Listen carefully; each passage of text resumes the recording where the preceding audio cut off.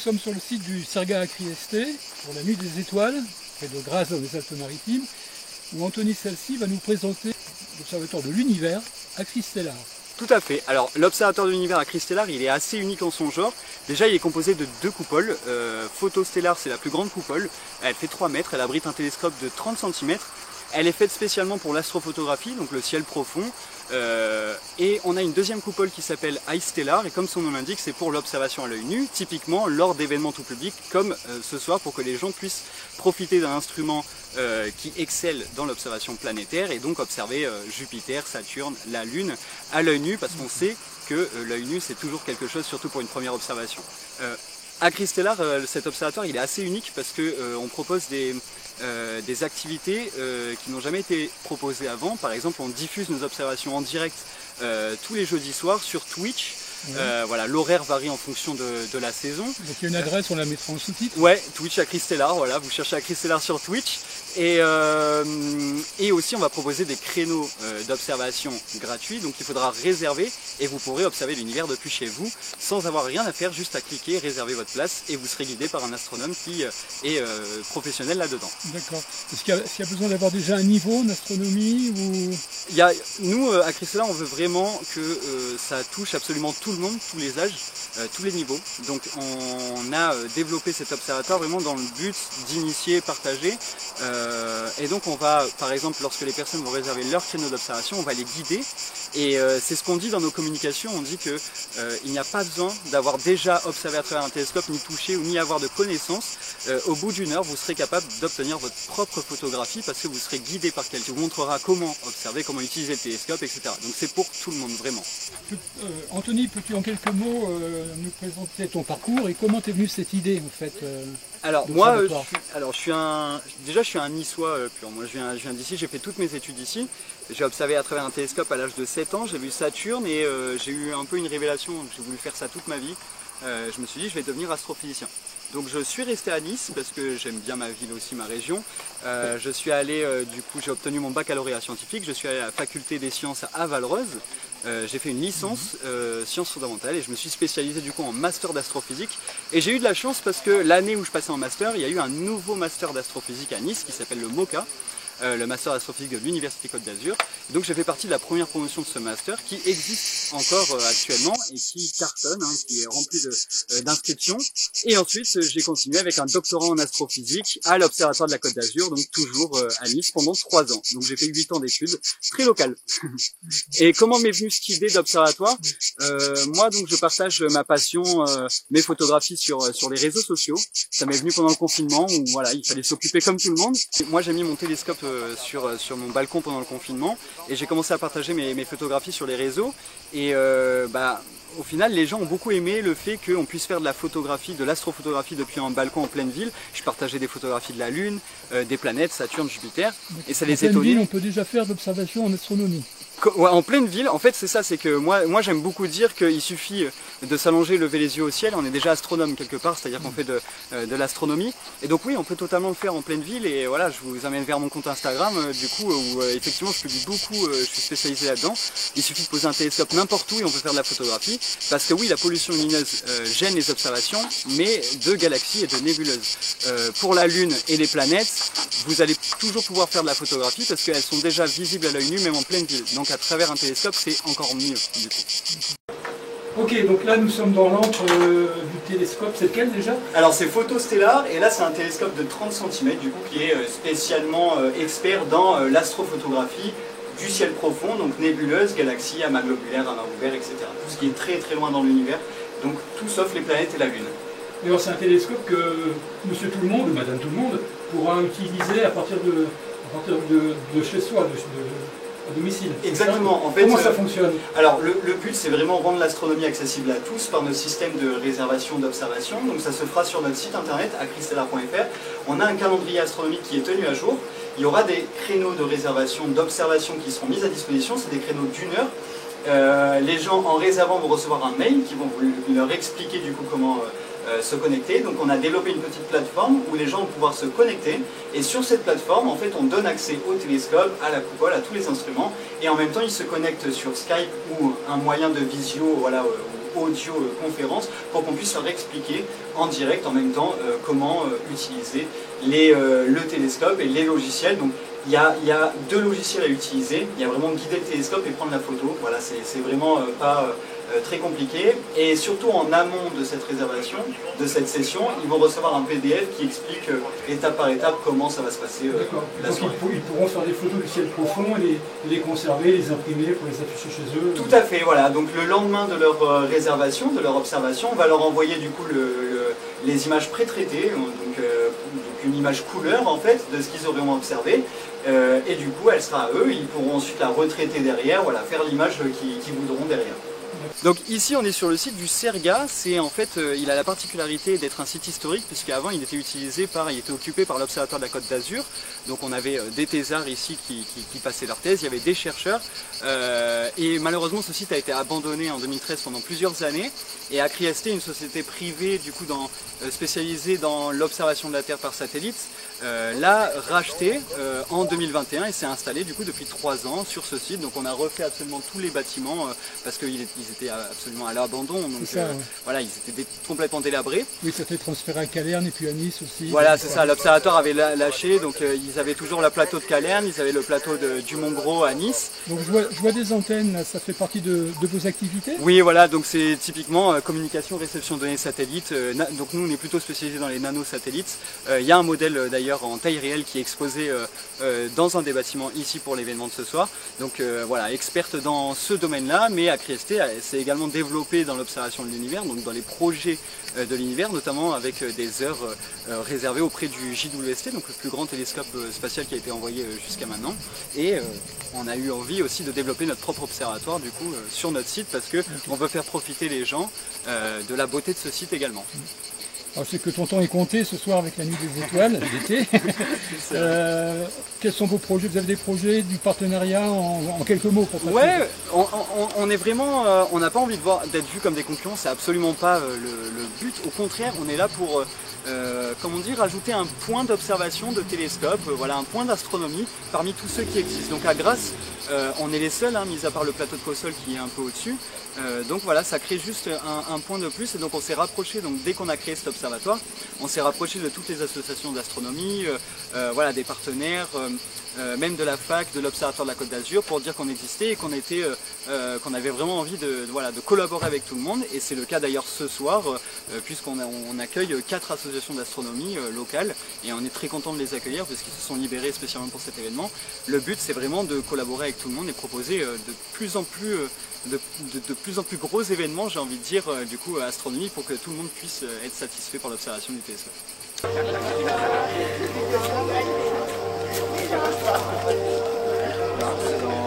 ACRI au CERGA, c'est-à-dire le lieu où ACRI se développe depuis Sophia Antipolis à l'origine et ces dernières années à Grasse dans le domaine de l'observation de la Terre depuis 35 ans. Depuis 35 ans, nous travaillons pour les agences spatiales et dans le domaine donc, de cette observation qui est le premier maillon dans la compréhension des phénomènes de l'observation de la Terre en général, c'est-à-dire de la compréhension de la physique de l'environnement. Cette compréhension qui est nécessaire aussi pour aider à mieux comprendre et de cette compréhension permettre d'anticiper, permettre de tenir compte aussi de l'évolution de notre planète dans un contexte, on va dire, de changement climatique dont tout le monde se rend compte de plus en plus aujourd'hui, mais aussi a une mission, on va dire, qui dépasse le cadre strict de notre activité, de notre rentabilité de l'entreprise. Cette mission, c'est d'aider à contribuer à mieux comprendre l'environnement. Mieux comprendre l'environnement de la Terre et plus largement de l'univers. Et cette mission a un corollaire qui est de démocratiser cet accès à la connaissance. C'est-à-dire qu'on a la chance, nous, ACRI, d'avoir accès à énormément de mesures, d'observations, énormément de connaissances aussi dans tout ce qui est modèle, mathématiques, physique. Et ces connaissances, on pense qu'on peut aider et contribuer à les diffuser à des publics très larges.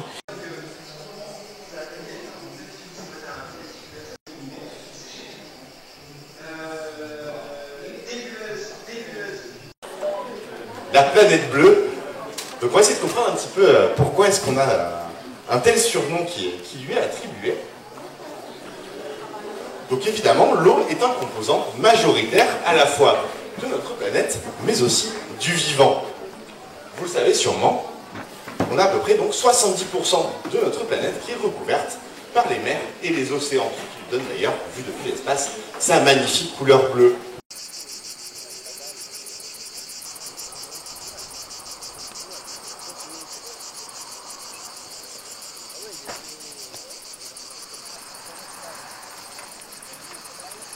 Bon, je m'appelle Jean-François Nicolas, je fais partie du GAPRA depuis au moins 26 ans à peu près. Là il y a un télescope depuis 1 an et demi, avant ma retraite. Et je le sors de temps en temps pour le club et puis pour des manifestations comme ça pour amateurs. Tout est de la marque Skywatcher. Ouais. L'équatorial c'est une HEQ5. Et là c'est un télescope 150-600. Bon, le télescope est aussi bien adapté pour faire du ciel profond, parce que c'est une ouverture de 4. Ouais. Mais je peux utiliser aussi pour faire du planétaire en mettant une barlow. Voilà. Est-ce que c'est accessible à un débutant, ça, ou il faut peut-être déjà un peu manipuler? Alors après, il faut quand même du monde pour des personnes qui lui expliquent comment ça fonctionne. Et avant d'acquérir ça, il faut peut-être quand même connaître un peu le ciel. Parce que l'astronomie, c'est quand même avant tout le ciel, et avant, il faut connaître les constellations, et avant de pouvoir utiliser, je pense, ça. Ah, même si c'est motorisé, hein. Mais au moins qu'on sache, selon l'époque où on observe, parce qu'en hiver, on n'a pas les mêmes objets à observer qu'en été. D'accord. Voilà, donc c'est quand même intéressant. Alors, le GAPRA, c'est à Antibes, c'est ça? C'est une association qui se trouve à Antibes, un groupement d'astronomes pour la région d'Antibes. D'accord. Et monsieur tout le monde, madame tout le monde peut adhérer? Ah oui, on peut y adhérer. Tout le monde, de toute façon, on s'adresse à tout le monde, hein, aussi bien pour les petits que pour les grands. Hein. D'accord. Et on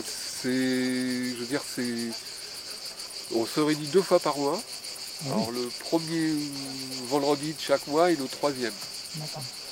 Et par exemple pour quelqu'un qui ne connaît pas grand chose en astronomie mais qui s'y intéresse. Ah il y a du monde pour déjà l'aider à choisir du matériel, voilà, à connaître le ciel aussi. Donc, oui, mais même s'il n'a pas de matériel, au GAPRA on a du matériel qu'on prête. Ainsi que des livres. Au départ, on n'est pas obligé d'acheter, on peut utiliser le matériel du GAPRA. Il y a des télescopes, des lunettes, des équatoriales. Ouais, ça permet de se faire une idée, puis peut-être après d'investir. Cette nuit des étoiles, qu'allons-nous voir de beau avec ce matériel? Alors avec ça on peut observer, alors en ce moment, parce que la Lune, des amas globulaires, c'est des étoiles qui sont ensemble, liées gravitationnellement. C'est un peu comme une grappe de raisin, moi je dis toujours. Et donc elles sont liées gravitationnellement qui se trouvent sur la périphérie en général de notre galaxie, que l'on observe avec ce type d'instrument peu. D'accord. Voilà. Aussi on peut observer Saturne en ce moment elle se lève vers 10h30.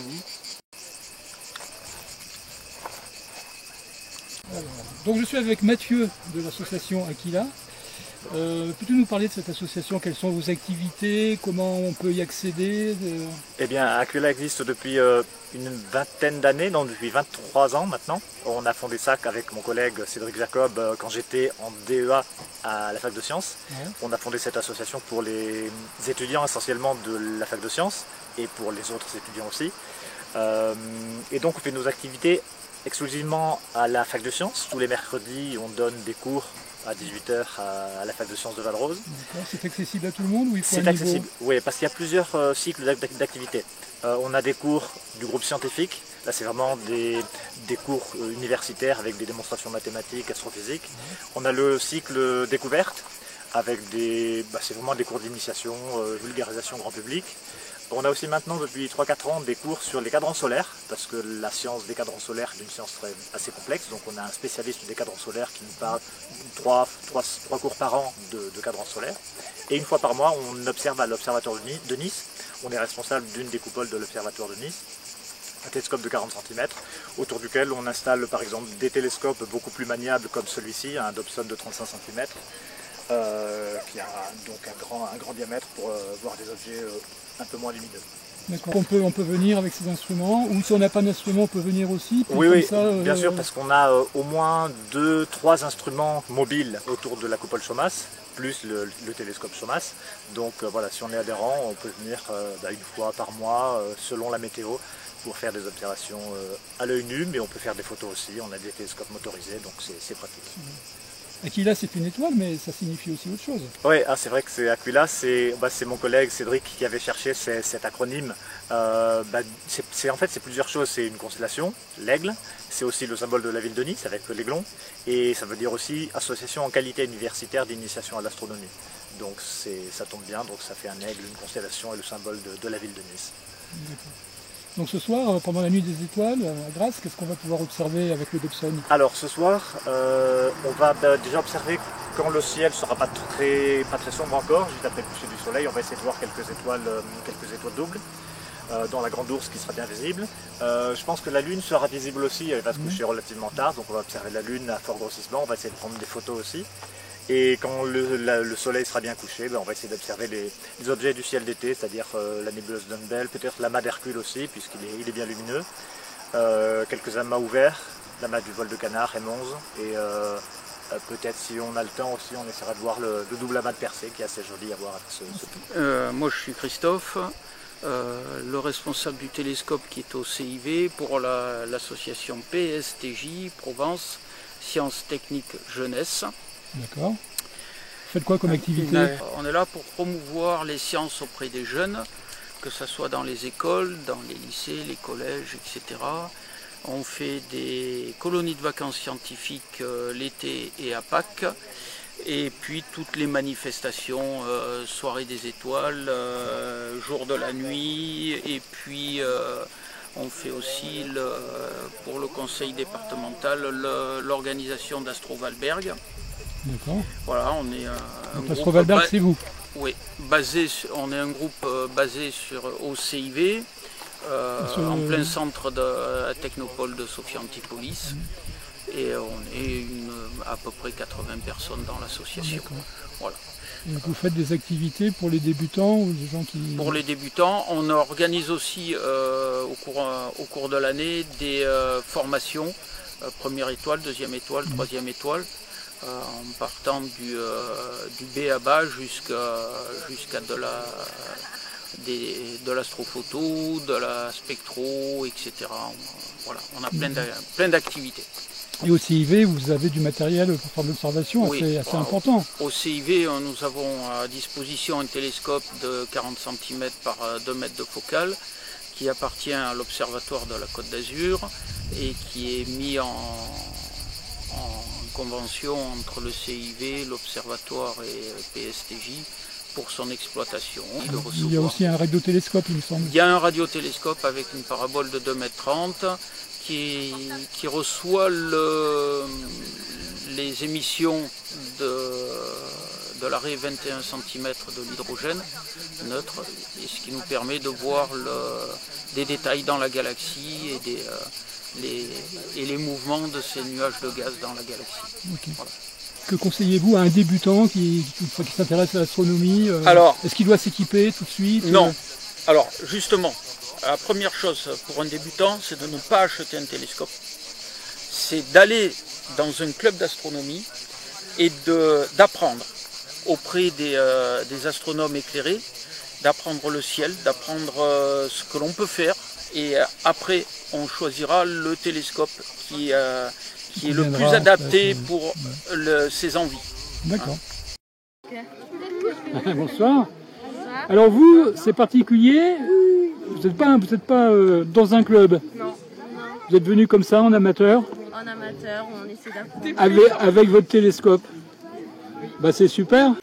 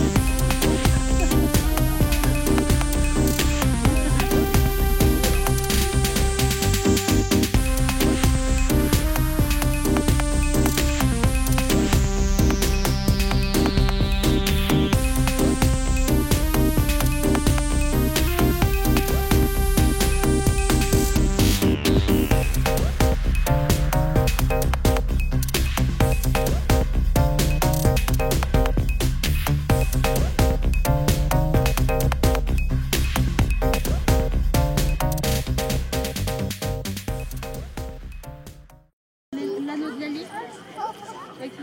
Allez.